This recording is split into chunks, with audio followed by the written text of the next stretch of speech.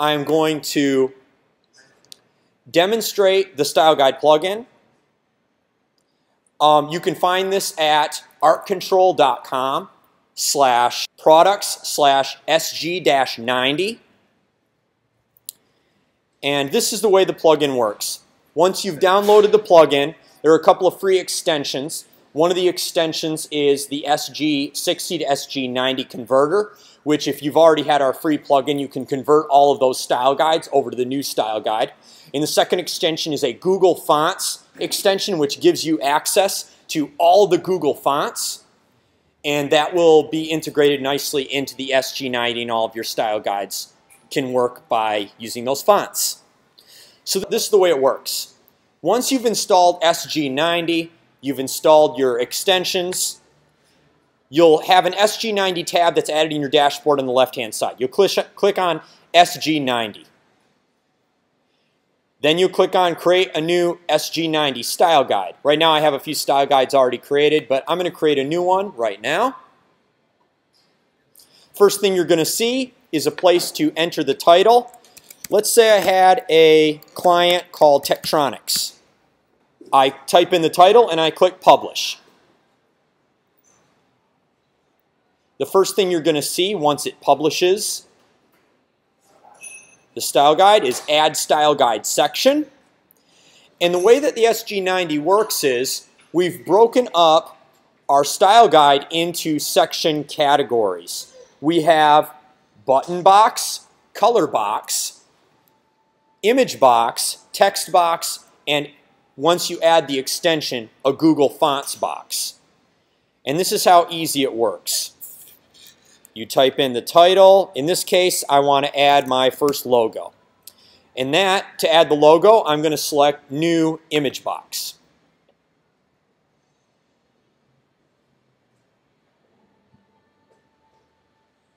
Once it adds that, you'll see it appear below.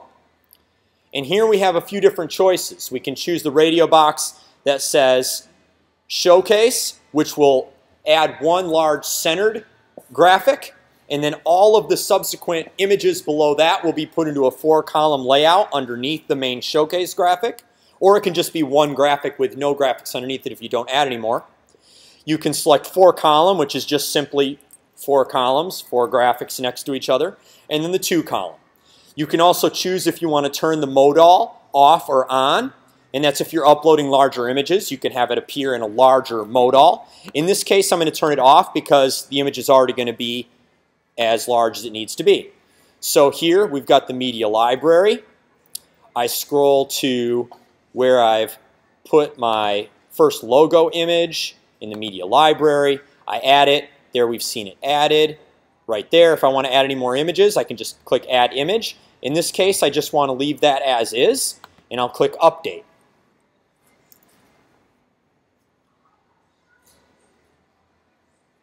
So the first logo's been added. From here, let's say in my presentation, I wanted to have a logo, then I wanted to put text, then I wanted to put a couple more logos, and I wanted to add my color section after that. In this case, I would say I want to add a new text box to put my introduction text underneath the main logo.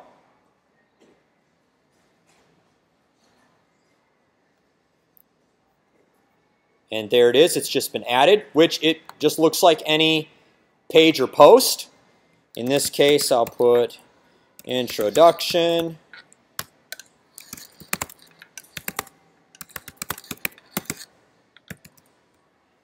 And for the formatting that I like to use, I'm going to center this. I'm going to add a little styling to the introduction by putting a header 2 on there. And then what you'll notice over on the right-hand side underneath the Publish box, another box appears called the Style Guide Order. And in that box, once I have 2 or more sections added, I can now reorder them over here on the right-hand side. So as I create more sections, I can keep creating sections as many as I want to. I can have 10 or 12 or 15 or 20, whatever it is. They'll appear over on the right-hand side And all I have to do is drag and drop those sections, and then when I hit update, I can change the order easily that way.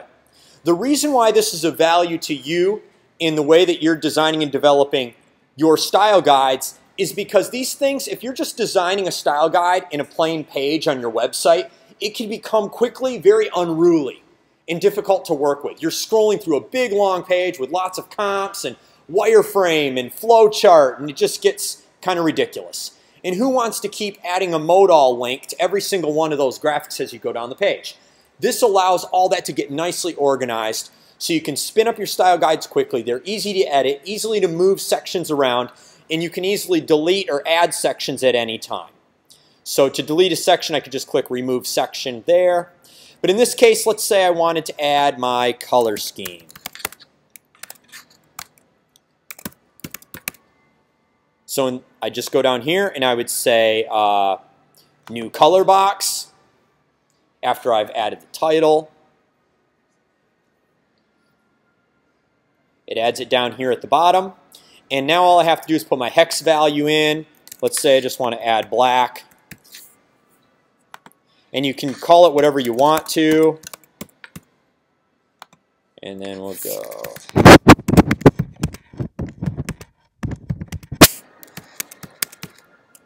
And then we can just keep adding colors as we go down there. And what's nice about this is you can divide it up when you're working with your colors. You can add 3 colors as your primary, 3 colors. Then you can have secondary colors and create another category of as many colors as you want there. And then you can add another section. So it's nice that you can kind of separate sections out with text sections. So once we've created our style guide just the way we want it, we get all our sections in the right place, then all we do is we come back to the SG90,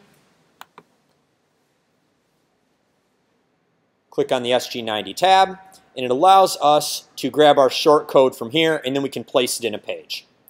So I've already created the Tektronix LLC style guide, and we're just going to look. This is like that part where if we just took the stuff, we just mixed the batter in the bowl, and now we're just putting it in the oven. It's like a half an hour later, it comes out and it looks like this, right? Okay, so this is what this would look like. You can see we would, live on the internet, it would look like there's our logo at the top. Our introduction text appears below that. The next section I created was a 2-column image section to add 2 more logos. I added another text section for influences. Then I added a 4-column image section. And if I click on those, because I did turn on modal, you'll see this is the slider modal that you get. And then here's our color section, nicely laid out, very professional. So all you have to do is literally type in the hex and it'll bring up that color for you. And then you type in your RGB and your CMYK values. Down here, this is the way our fonts are laid out. Very minimalist, very elegant, straight to the point. And then here I just used a template from Creative Market to create that little print. You can kind of see how you can integrate really nicely each of those boxes to represent virtually anything you need to do to communicate all of your presentations to your clients. So, once again, if you guys are looking for a really awesome